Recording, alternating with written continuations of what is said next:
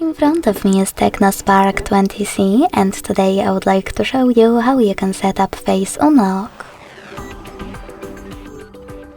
Begin by opening settings and scrolling down to access password and security.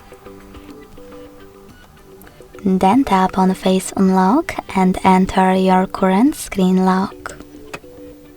Following that, select enroll face at the top.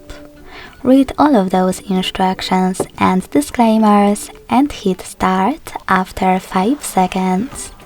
Remember to keep your face in frame and follow all of the instructions from your screen.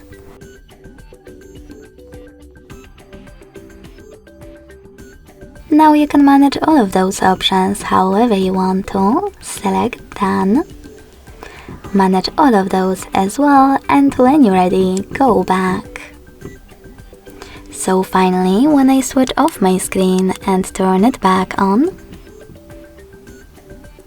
I can see that face unlock is working properly. Thanks so much for watching. If you enjoyed this video, don't forget to leave a like, comment and subscribe. Bye!